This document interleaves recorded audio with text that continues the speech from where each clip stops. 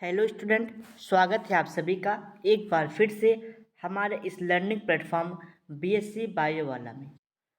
Student, इस class में मैं आपको आज लास्ट बीवरेज के बारे में बताने वाला हूँ। यानी कि जो प्रीवियस क्लासेस हमारी बीवरेज की चलती आ रही हैं उसका ये लास्ट क्लास है। आज इस लेक्चर में मैं आपको कोकोआ के बारे में बताऊँगा, ठीक। तो और ये आपके यूनिट की लास्ट टॉपिक भी है और लास्ट वीडियो भी है। एक टॉपिक बचती है आपके इस यूनिट में, सेंटर ऑफ डाइवर्सिटी। देखिए, जो आपका ये यूनिट है मतलब पहला वाला, ठीक। ओरिजिन एंड कल्टीवेशन ऑफ वो सीरियल्स पढ़ना था, लेग्यूम पढ़ना है, स्पाइस पढ़ना है, ठीक, बेवरेज पढ़ना है। जो सारी टॉपिक मैंने आपको अब तक कवर कर दी है, बस यही लास्ट टॉपिक है कोकोआ आपका। तो ये आपका जो सिलेबस है इसमें आपको इकोनॉमिक बॉटनी पढ़नी है। तो आपका सीरियल्स, बीवरेज, लेग्यूम और कह सकते हैं आप जो है कि जो ये 3-4 चीज़ें थी, ठीक। इसमें आपको ये आपके इकोनॉमिक बॉटनी में आती है। साथ ही साथ जो आपका सेकेंड यूनिट है जिसमें आपको आयल यील्डिंग प्लांट के बारे में पढ़ना है, फाइबर यील्डिंग प्लांट, यानी कि उसमें भी कुछ इकोनॉमिक बॉटनी पढ़नी है आपको। तो जब सारी फर्स्ट और सेकेंड यूनिट की दोनों की इकोनॉमिक बॉटनी कंप्लीट हो जाएगी तब हम आपके उस टॉपिक को, सेंटर ऑफ डाइवर्सिटी को कवर कर देंगे, ठीक। तो हम ये चाहते हैं कि जो आपकी इकोनॉमिक बॉटनी की चीज़ें हैं वो एक सीक्वेंस से एक साथ हो जाए, ठीक। तो यही आपको थोड़ा सा इन्फॉर्मेशन देना था इकोनॉमिक बॉटनी के बारे में। तो अब हम पहले समझते हैं जो कोकोआ है ये क्या है। एक प्रकार का बीवरेज प्लांट है, ठीक। ये कैसा है? नॉन अल्कोहलिक है, ठीक। ये कैसे है? नॉन अल्कोहलिक है। अल्कोहलिक, नॉन अल्कोहलिक, बीवरेज, ये सब सारी चीज़ें मैंने अभी तक जो भी क्लासेस ली है बीवरेज की उसमें मैंने आपको अच्छी तरीके से बताया। देखिए, ये इसका जो बॉटनिकल नेम है कोकोआ का, ये है थियोब्रोमा कोकोआ, ठीक। थियोब्रोमा कोकोआ ये इसका बॉटनिकल नेम है। ये स्टरकुलेरिएसी फैमिली से बिलोंग करता है, यानी कि इसकी जो फैमिली है वो स्टरकुलेरिएई है। बात करते हैं इसके डिस्ट्रीब्यूशन की। तो जो कोकोआ है ये यूएसए यानी कि यूनाइटेड स्टेट ऑफ अमेरिका में इसकी ओरिजिन हुई है। इसका जो नेटिव प्लेस है ये क्या है? यूएसए यानी कि अमेरिका है, ठीक। इसके साथ साथ ये अमेरिका के साथ साथ Mexico, Brazil, Colombia, Nigeria, Sri Lanka, India, ऐसे और भी देशों में ये पाए जाते हैं। यानी कि ये यूएसए के साथ साथ ये और भी कंट्री में पाए जाते हैं। जबकि ये इंडिया में सबसे ज़्यादा कल्टीवेशन इसका केरल में होता है। केरल में इसका सबसे ज़्यादा कल्टीवेशन होता है। तो ये इसके डिस्ट्रीब्यूशन की बात हो गई, नेटिव प्लेस के बारे में बात हो गई। अब बात करते हैं कि इसको कैसे ग्रो कराया जाता है। देखिए, जो ये आपका कोकोआ है इसका सबसे ज़्यादा uses United State of America के साथ साथ फॉरेन कंट्री में की जाती है। यानी कि यहाँ कोकोआ के यूज़र आपके इंडिया में वेरी लेस अमाउंट में है। यानी कि बहुत ही कम लोग आपको देखने के मिलेंगे जो कोकोआ का सेवन करते हो, ड्रिंक करते हो, यानी कि उसको पीते हो बेवरेज के रूप में, ठीक। तो लोग ज़्यादातर चाय, कॉफ़ी यही सब बेवरेज में लेते हैं, यानी कि नॉन अल्कोहलिक में। ये कोकोआ बहुत रेयर केस में देखने को मिल जाता है, ठीक। अब बात करते हैं कि कोकोआ का जो प्लांट है इसका कल्टीवेशन कैसे होता है। तो इसका कल्टीवेशन सीड के माध्यम से कर सकते हैं, ठीक, इसकी नर्सरी तैयार करके, या फिर आप कटिंग या फिर बडिंग के मेथड से आप इसको कर सकते हैं। बात आती है सीड की। तो सीड की जो ग्रोइंग का सिस्टम है, उगाने का सिस्टम है, वो नर्सरी के माध्यम से होता है। यानी कि सबसे पहले फील्ड में नर्सरी तैयार की जाती है। जैसे अभी तक आपको मैंने बताते आए हैं जो भी 2-3-4 क्लासेस हुई थी, और उसके पहले आपको मैंने राइस के बारे में बताया था जब राइस पढ़ाया था सीरियल्स में। तो वहाँ पे भी आपको मैंने नर्सरी के बारे में अच्छे से एक्सप्लेन किया था। तो इसका जो जर्मिनेशन है वो किससे होता है? नर्सरी के माध्यम से। अब बात करते हैं ये जो उसका नर्सरी फील्ड होता है, इसके लिए जो कोकोआ प्लांट होता है ये 1 मंथ में, जैसे आपने इसका सीड जो कि जहाँ पे जो भी फील्ड आप बनाए उसको आप वहाँ पे शोन कर दिए, ठीक। ये 1 मंथ में जर्मिनेट करता है कोकोआ का जो भी प्लांट होगा, ठीक। यानी कि इसका जर्मिनेशन होगा, ठीक। जर्मिनेट करने के बाद 1 मंथ में ये क्या होगे, जर्मिनेशन होगा इसका।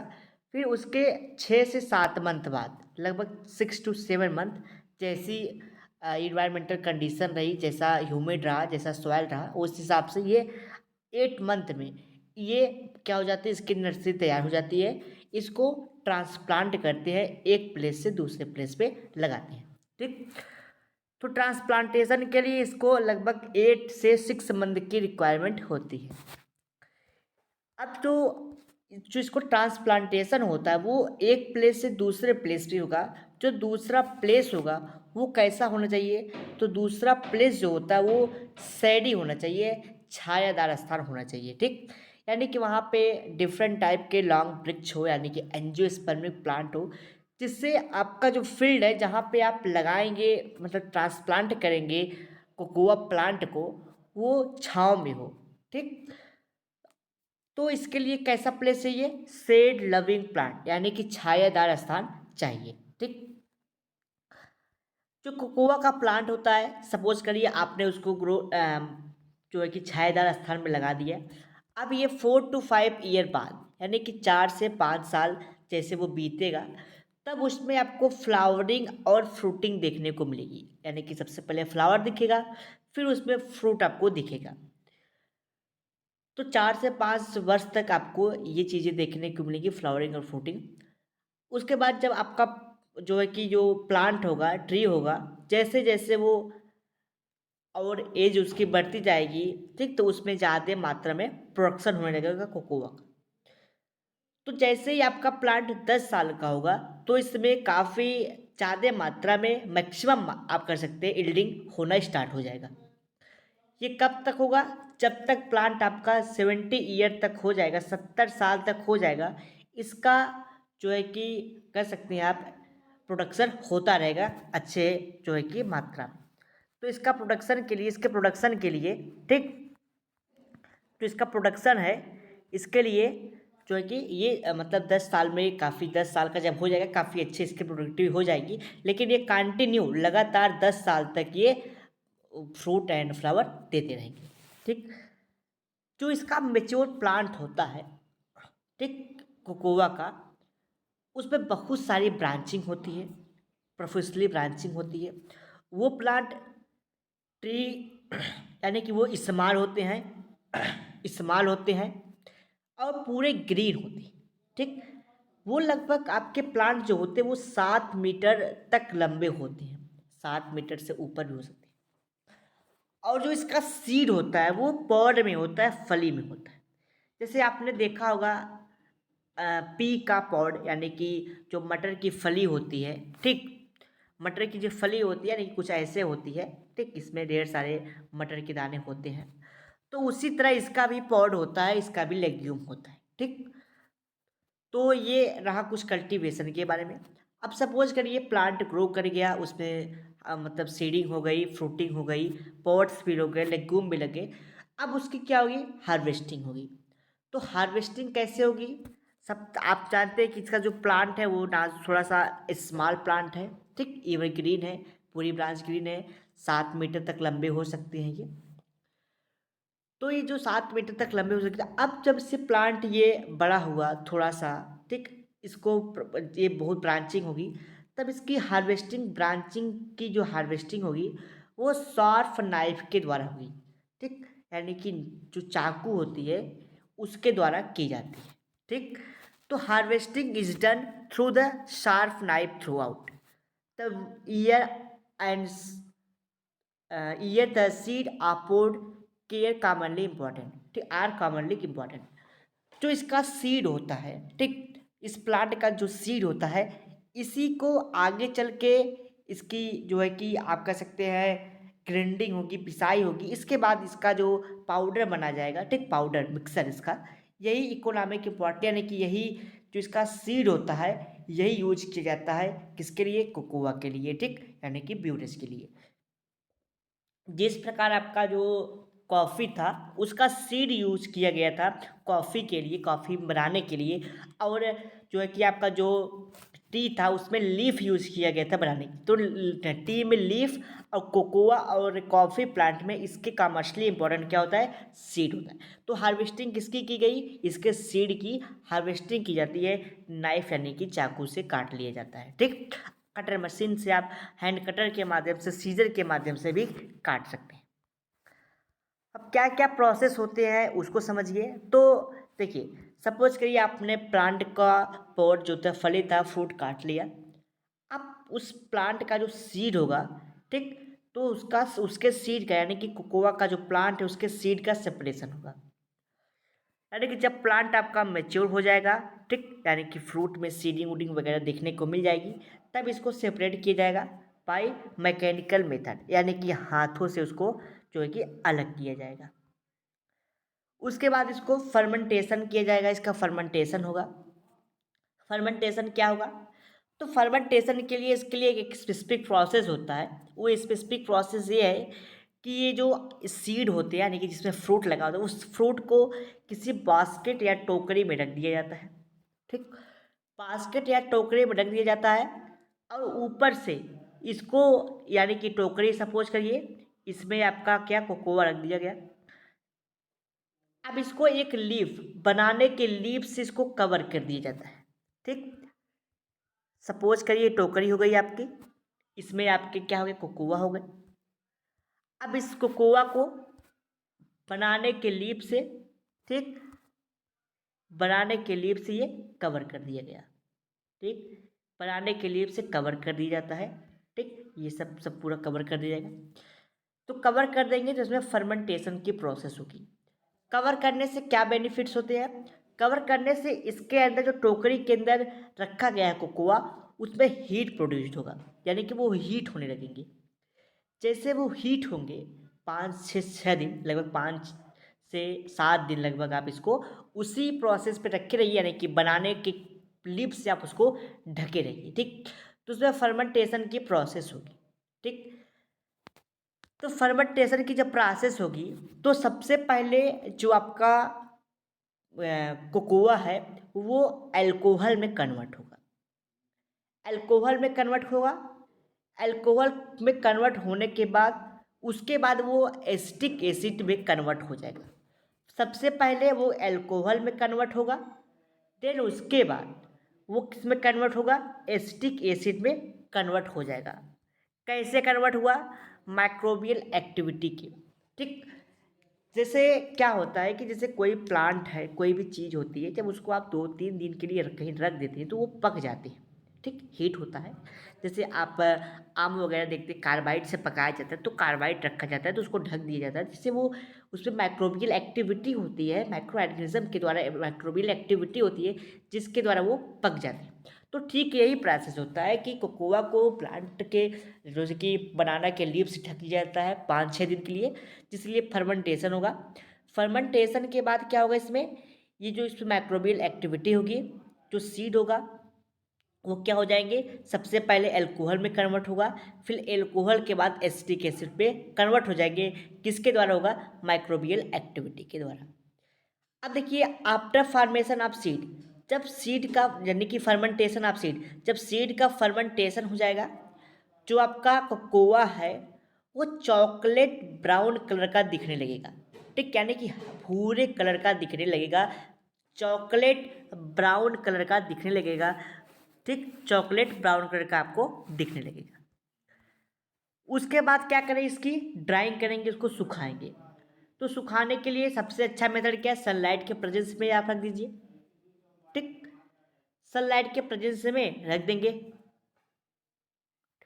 जिससे क्या होगा, उस पर जो फंगल एक्टिविटी होगी, या कि मान लीजिए कोई फंजाई फंगल आके उस पर अटैक न कर पाए, इसलिए क्या है, उसको सुखा दिए जाते हैं, ताकि वो जो फंगल उंगल वगैरह है, फंगल है, माइक्रो ऑर्गेनिज्म है, उस पर अटैक ना करे, उसको खराब ना करे। तो इसको सुखा लिया जाता है, किसके द्वारा, प्रेजेंस ऑफ लाइट के, सनलाइट के प्रेजेंस में। अब इसकी क्या होगी, रोस्टिंग होगी। रोस्टिंग के लिए क्या प्रोसेस होता है, रोस्टिंग का मतलब होता है भुनना।